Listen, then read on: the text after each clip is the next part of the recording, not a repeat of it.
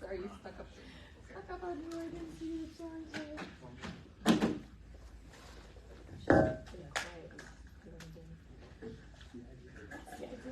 All right, good evening, 6:30. Rise for the pledge.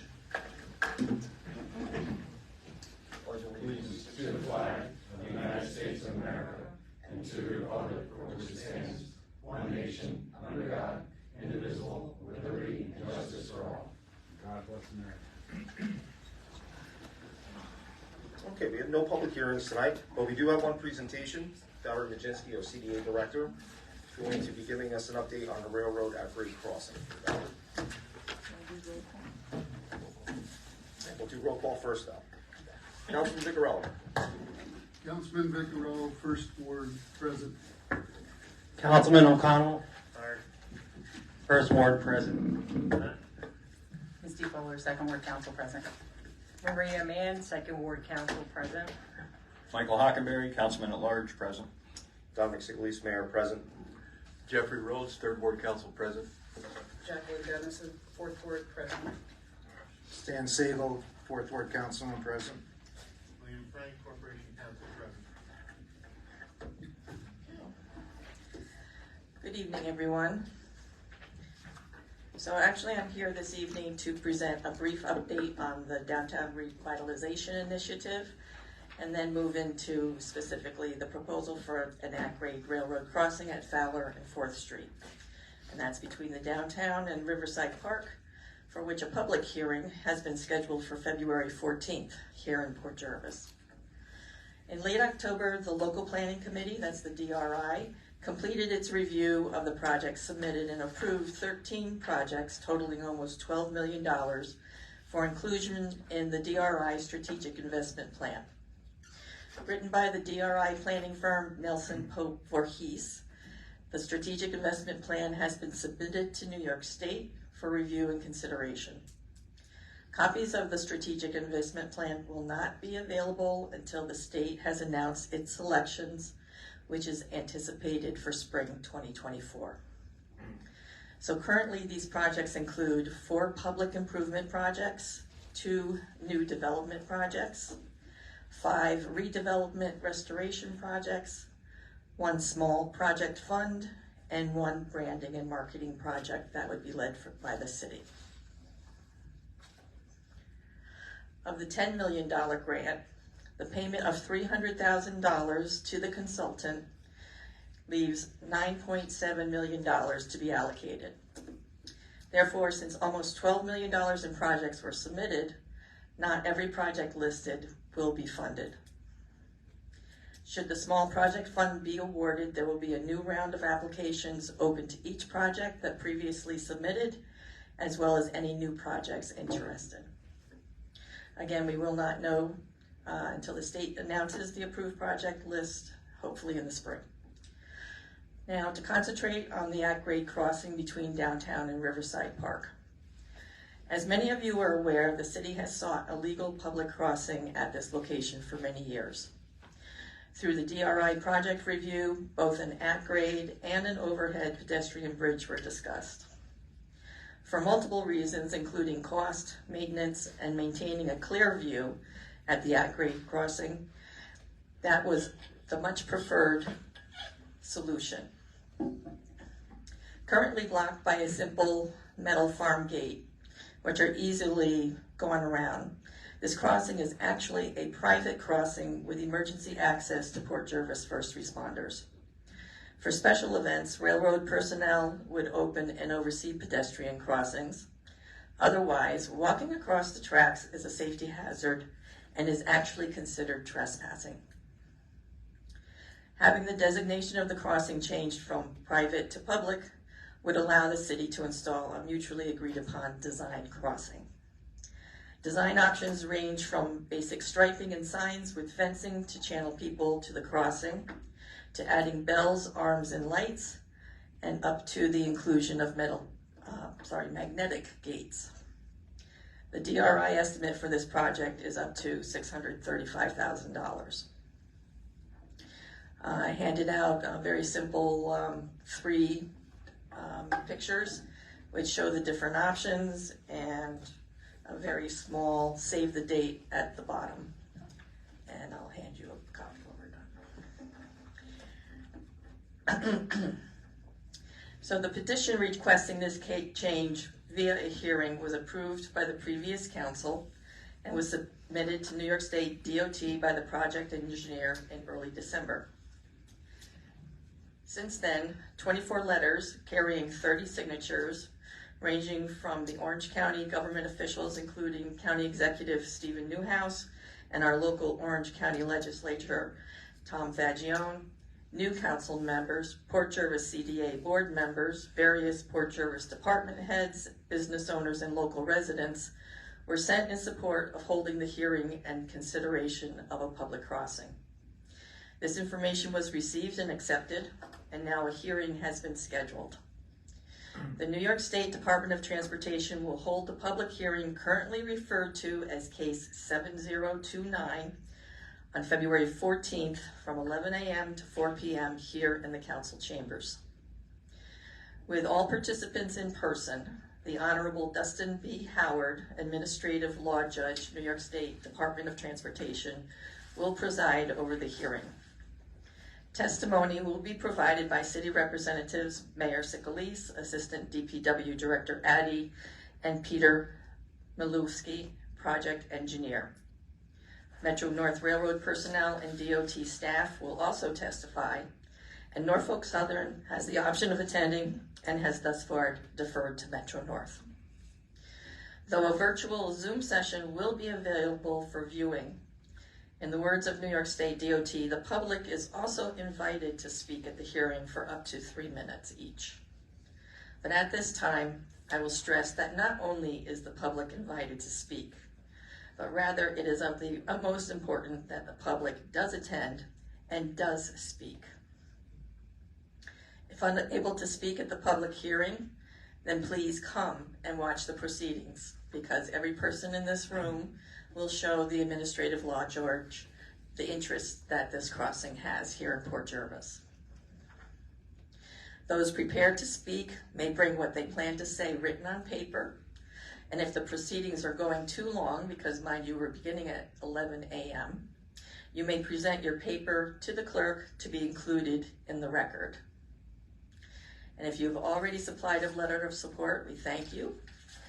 And the suggestion is, if you come and you are willing to speak, that you add new commentary from what you learned from the public hearing.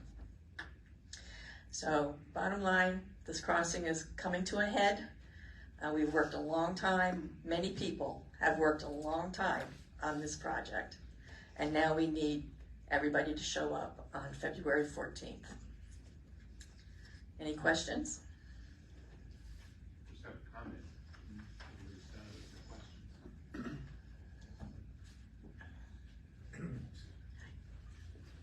Just so everyone's aware, the administrative law judge has the right, and perfectly within his rights, if the hearing's going long and it appears that there's more testimony to be taken or more evidence to be presented, he could schedule a continued date as well.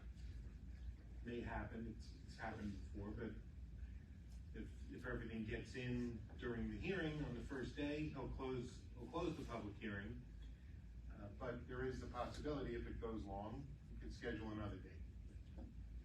Very good.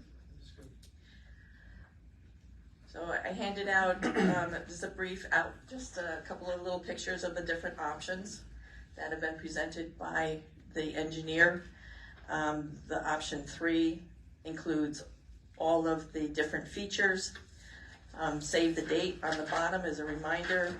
New York State DOT public hearing, case 7029, the at-grade railroad crossing at Fowler and 4th. Gives the date, the time, location, Port Jervis, Common Council Chambers. Okay, any questions? Does anybody need a copy of the petition that's been sent up to Albany that they granted the public hearing on? If anybody does, we can email that around. Anybody need it? Yeah. Okay, Valerie, what's that, Maria? I wouldn't mind seeing it as well. Is there more information as Why far don't as we the have- design Send it to everybody. as well, besides this photo, like or the There's fencing? There's some, renderings in the Mhm. petition. Yeah, We can Because send this is around, very- Valerie, why don't we I like send around, forward, why don't we send around the final petition to the whole council? absolutely, yes. And just to add to your question, Maria, the renderings are just that. They're suggestions. These are the different options, and essentially, should this go through, there would be coordination between New York State DOT and the city engineers, et cetera, to come up with the final design. Right. I'll be happy to send the petition out that was received. Yeah. Thank you. Thank you, Valerie. Thank you. Thanks, Valerie. Thanks. Okay, continuing with the appointments for the year 2024 and 2025. To the IDA, I'm going to appoint John Heckman. His term will be a 5-year appointment and it will expire on 1/31/2009. To the CDA, the Community Development Agency, I'm going to appoint John Russell to a 1-year term to expire January 31st, 2025.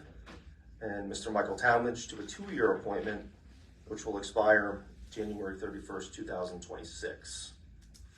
ADA Committee. Mayor, January 31st? Yes, sir. Okay, so it's effective January 31 of this year? Yes.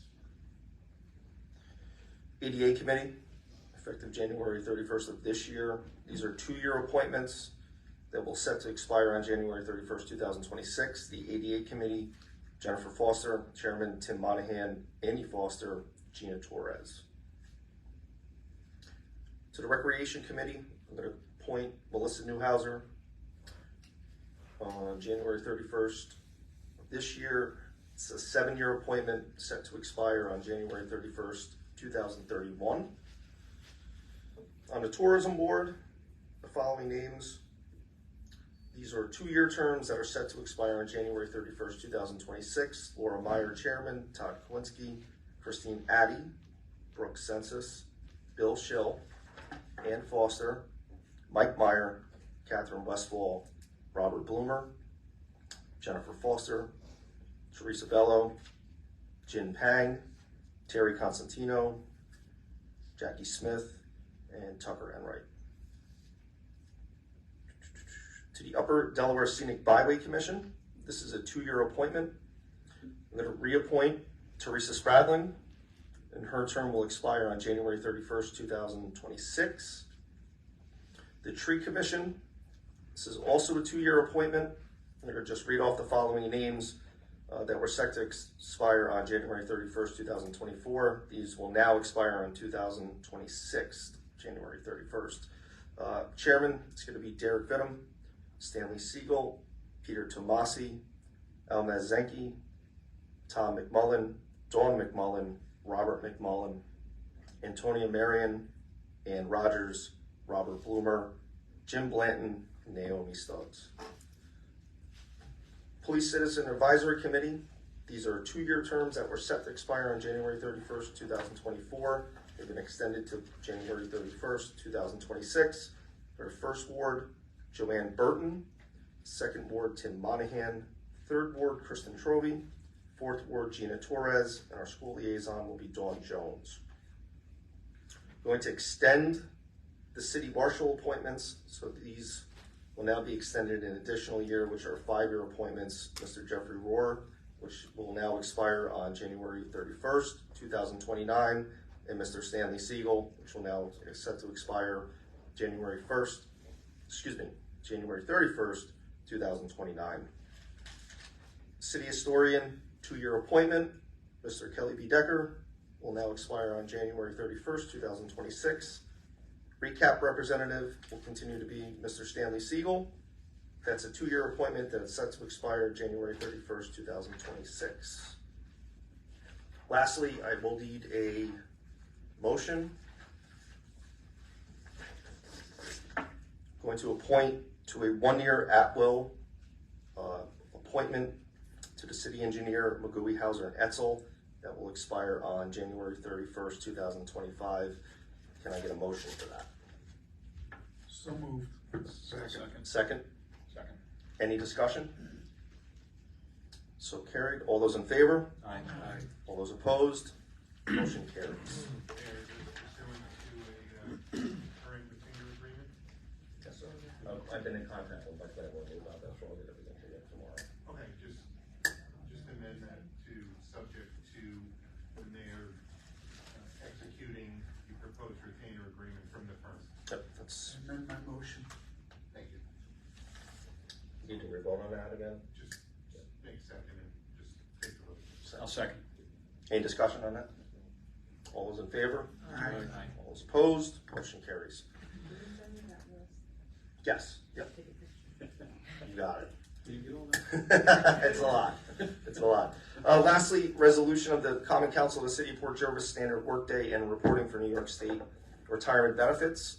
Whereas the City of Port Jervis Common Council reorganizes the need to establish a standard workday for all elected and appointed positions within the city for New York State retirement reporting purposes, and to satisfy reporting requirements to New York State reporting requirement systems with respect to time and worked, and it is hereby resolved and reaffirmed that the Common Council of the City of Port Jervis hereby establishes a standard workday of 8 hours for all employees, elected and appointed officials, and it is also resolved that all employees, elected and appointed officials who participate in the New York State retirement system are required to submit timesheets of actual time worked and/or shall complete record of activities log for at least 3-month representative time period and submit the same to the city clerk for reporting purposes. Can I have a motion? I make that a motion. Second. Discussion? All those in favor? Aye. All those opposed? Motion carries. That concludes the appointments and reorganization. We have no executive session for this evening. We're going to move the public comment, 5-minute time limit per person.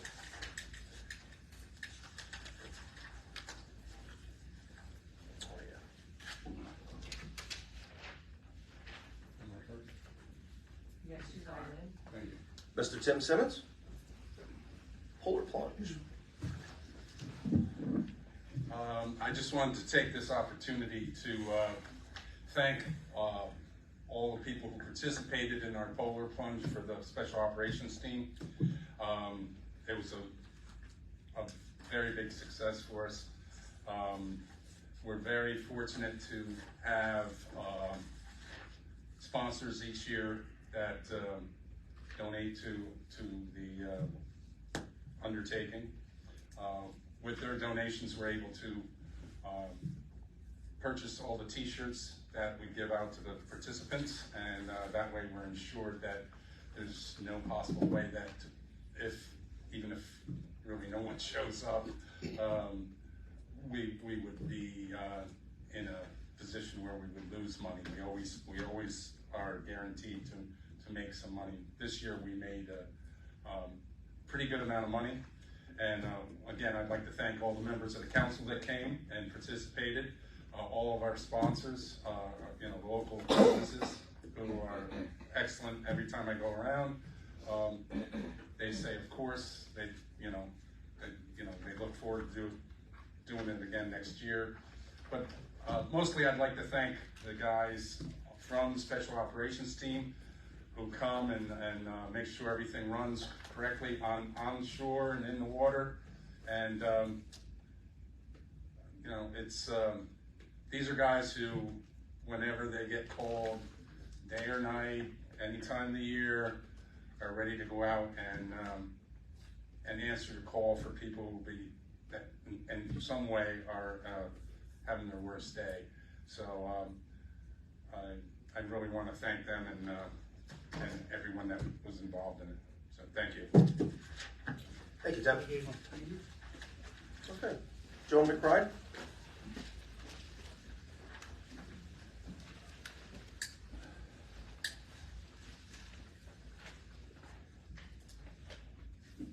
Good evening. You older council people know why I'm here.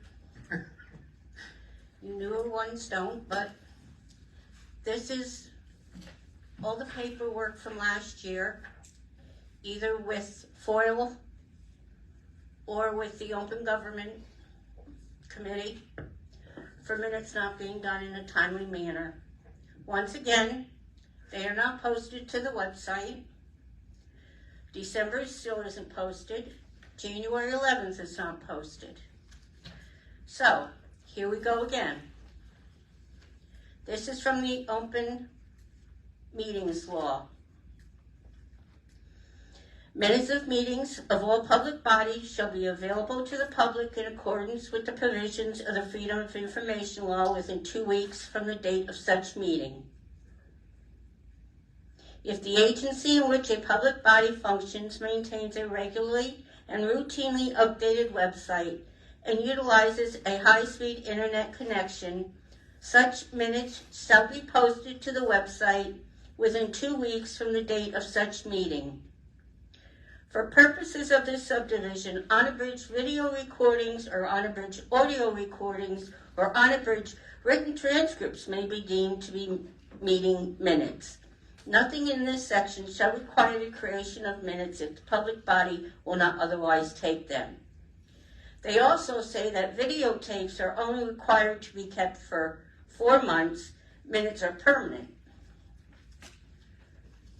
This is one of the correspondence I got back from one of the people up in the Committee for Open Government.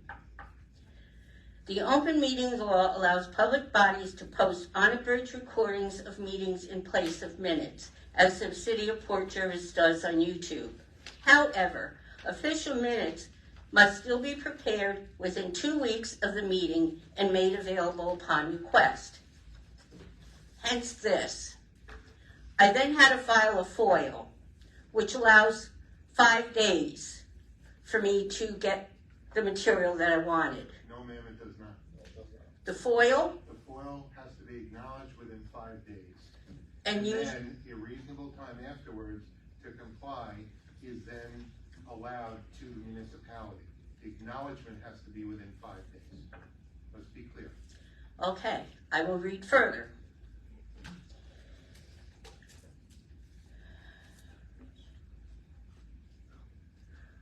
Meetings are clearly public and must be available within 2 weeks of the meeting. The timeline provided by the city is unreasonable. Instead, your request for minutes should have been granted within 5 business days of receipt.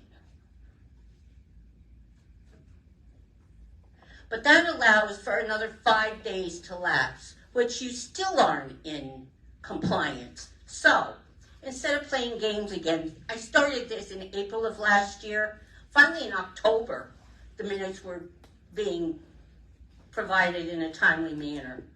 Now, as far as the tapes go, you still don't get any kind of what you were voting on, because all it has is numbers. Like you have a law with the date. There's no kind of explanation about what you're voting on. You get that with the minutes that are on the website, because then you get a listing of what you voted on. You get copies of the resolutions. So, I also read the charter. And under Charter C-3-5, under the general powers and duties of the mayor, it says that he can take care that within the city, the laws of the state are executed. And it says, it shall be his duty to exercise a constant supervision and control over the conduct of all city officers. So I'm asking, please, can you see that this state law is followed? Everyone also takes an oath of office, which says that they shall conform to the laws of the state, which clearly isn't being done. Now, under the charter, under C-3-11, the general powers and duties of the councilman, to report to the mayor all subordinate officers who are guilty of misconduct or neglect of duty. I would say not getting the minutes done in a timely manner is a neglect of duty. Thank you for your time. Thank you, Ms. Ryder. Okay, looking for a motion, approval of January 8th, 2024 Common Council meeting minutes. I just have one correction. I looked at that, when we went to executive session, it was only the HR, not the police chief. It was the police chief and HR went into executive session, but it was just HR. in the minutes. Did it miss You, the police chief? you put police chief on it, but he wasn't there. Okay. So it needs to be removed. Okay, so I will make that change. And then you can still approve them now. Correct, And I'll- with that I'll just correction. make that Okay. correction. As amended, approve the minutes as amended. Just the amended minutes of the common council meeting of January 8th, 2024. Can I have a motion? So, second. Discussion?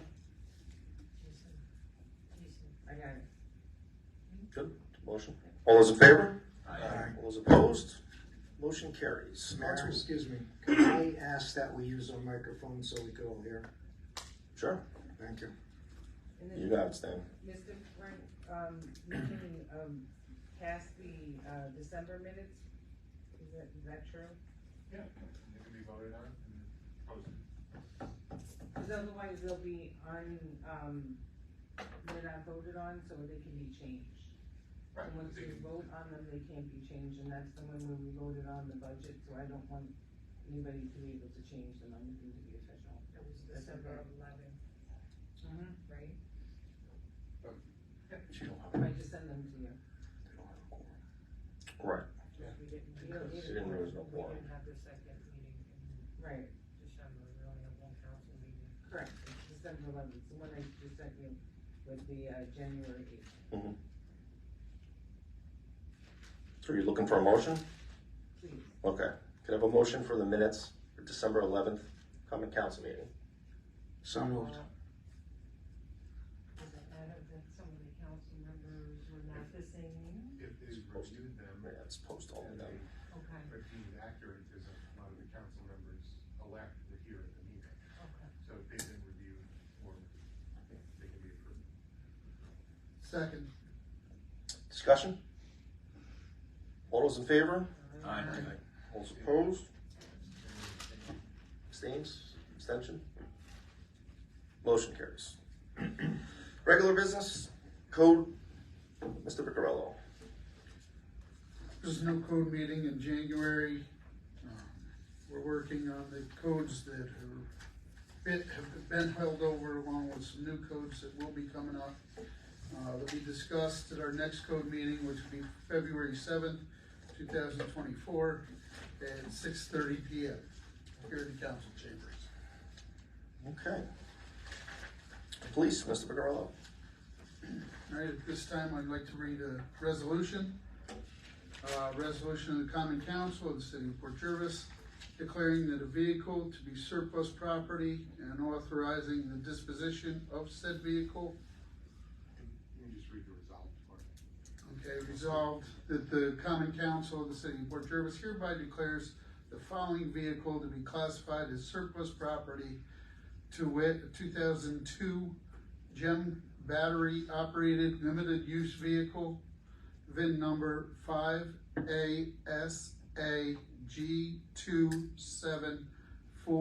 5ASAG27422 F029127.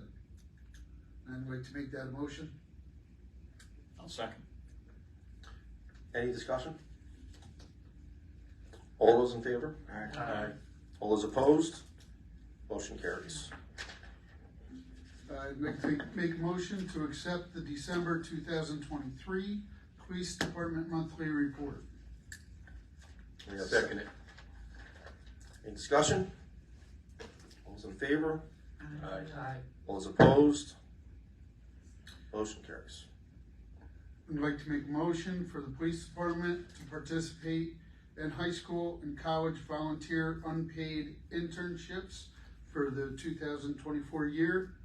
The police chief would confer with City Council to verify all requirements and insurance mandates have been met. I'd like to make that a motion. I will second. Any discussion? All those in favor? Aye. All those opposed? Motion carries. And in the last order of business, there will be no police committee meeting this month. And the next meeting will take place February 15th, 2024 at 6:30 p.m. Okay, thank you. Planning and zoning, Mr. O'Connell. For zoning, the Rumshock Veterans Foundation variance was granted for 297, 299 East Main Street, and the variance for Port Jervis Ambulance was approved for 10 Brooklyn Street. For planning, I will have an update at the next council meeting. All right, thank you. Finance, Ms. Fuller? Thank you, Mayor. We do have bills to be paid.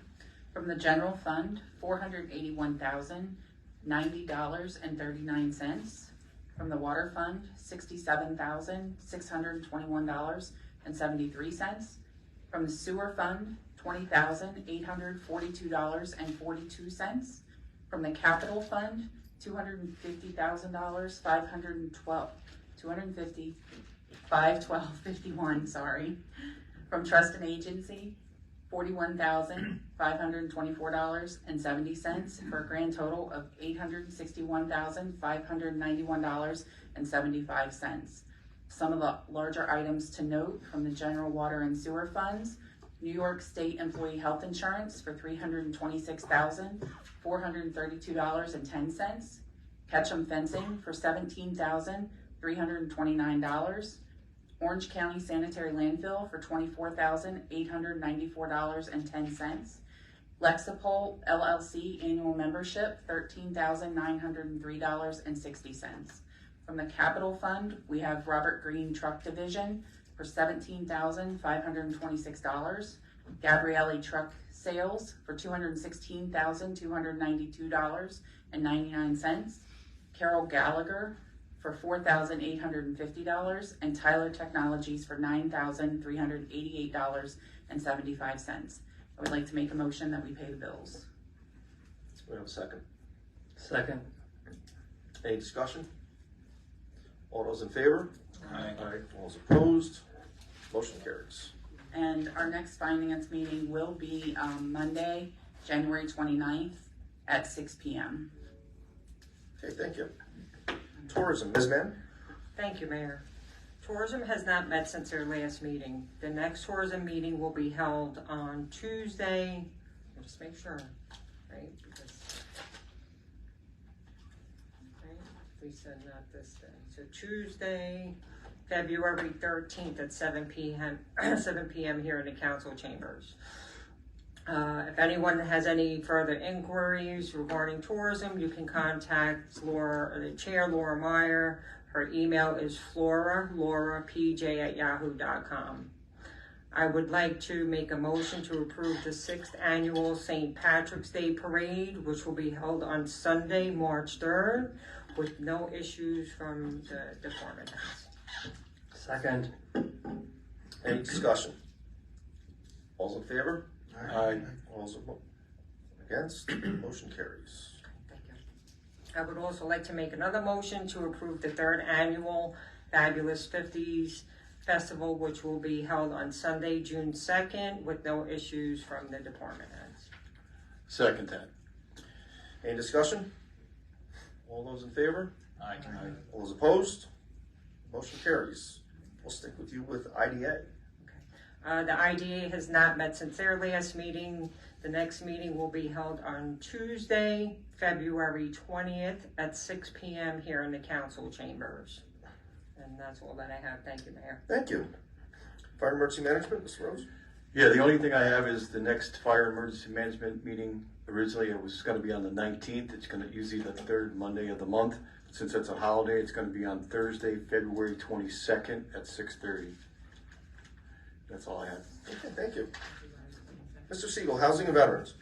Okay, thank you, Mayor. I'm gonna muffle through this because I left my reading glasses at home. I think I can handle it. Excuse me. Housing Authority, last meeting was November 22nd. There was no meeting in December. The next meeting is scheduled for tomorrow at 7 p.m. Hillside Terrace. Veterans flu shots are available at the clinic. If you haven't gotten your flu shot, this would be a good time to get it. Just call the clinic at 845-856-5369 and make an appointment.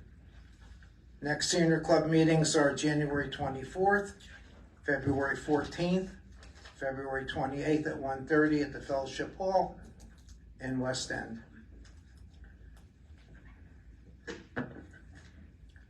Due to the weather related and other issues, it would be a good time if you don't have Nixle to sign up, register for Nixle.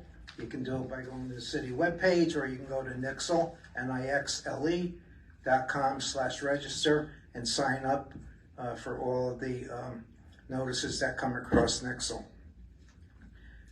Excuse me, Access 23 is still not on the air. We're still waiting for Spectrum to reinstall the transmitting equipment in the studio. We apologize for the inconvenience, but it's beyond our control. And we have contacted them again to see if they would get here soon. They were going to be here the first week of January, and that's passed. This week's inspirational quote is, "None of us can change our yesterdays, but all of us can change our tomorrows." I always thought that was JFK, but it wasn't. It was Colin Powell.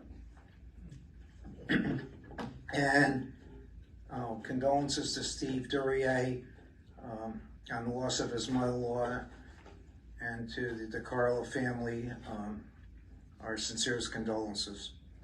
And I'd like to wish Jackie Dennison a happy birthday. She's only 39, and she looks good for her age. And that's all I have, thank you. Oh wait, no, I would like to address, if I could, the comments made in the beginning. There's new administration here, and they need to get up to speed as far as the webpage goes. I can't argue about the minutes. You've been here before, and it should be done, and I know there's a member of the press that calls me looking for that information because she can't be here, coming from Milford. So it would be good if we did get the minutes in a timely manner. And I think once they get acclimated, I think you'll see the webpage Absolutely taken care of. And that's all I have. Thank you. All right, sticking with the birthday girl. CDA report, Ms. Dennison. We didn't sing it. No, please don't sing. We will before. The PJ CDA Board of Directors last met on December 20th, 2023. Alden Port Jervis Recreation Center. Proposed changes to the agency's Section 8 Administrative Plan were approved. The New York State DEC Water Quality Improvement Program contract extension into 2025 for land acquisition around the city's watershed was fully executed. Per New York State request, the 3 recent RASC technical assistance applications were updated with historical flood information. FEMA's assistance to firefighter AFG grant is expected to open on January 29th. This year's application will be dedicated to SCBA's. The next meeting is scheduled for 7 p.m. Wednesday, January 24th, 2024 at the Rec Center. And that's all I have. Thank you, Ms. Downs. DPW, Mr. Garbage for last. DPW did not have a meeting yet. I tentatively have one scheduled for February 8th, which is a Thursday at 6:30 p.m. in the council chambers. On another note, garbage and recycling for this week and for the week of January 29th will be picked up on its regular schedule. Fourth Ward cardboard will be picked up this Friday, the 26th. The 2024 garbage schedule is available on the city's website at www.portjervisny.gov or by emailing the DPW office at dpwclerk@portjervisny.gov. Compost pile and dump tickets have been suspended until April 2024, and Christmas tree pickup has been completed throughout the city at this time. However, if anyone has the need to have their Christmas tree picked up, you can contact the DPW office at 845-858-4001. And that is all I have. All right, thank you. Under Mayor's correspondence, looking for a motion for our Human Resources Director to attend the New York State Association of Personnel and Civil Service Officers Conference. Make that a motion. Second. Any discussion? I don't believe so. I don't have a cost for it, but I can amend it. All those in favor? Aye. All those opposed? Motion carries. So on the agenda, it does say renew annual membership. I do not have a cost for that, so I'm not going to go forward with a vote on that. There's free COVID test kits available at the clerk's office and the mayor's office. They were provided to us for free by the Orange County Department of Health. If anyone in the public needs a COVID test kit, just go free of charge to the clerk's office or the mayor's office. I will be giving the State of the City address Tuesday, January 30th at 6:30 in the City Council chambers here.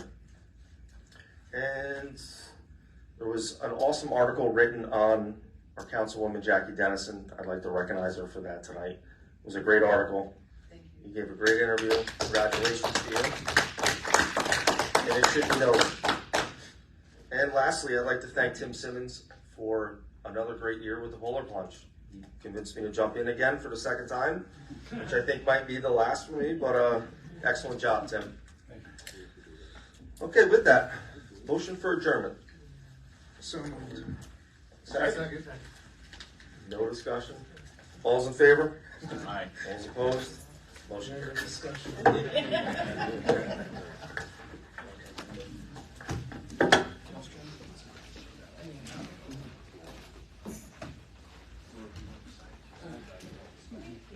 Where was that bridge going? You know where the Seafoam is? Yeah. Behind that? Yeah, to make this thing stop. That side street? Okay. It's a good idea.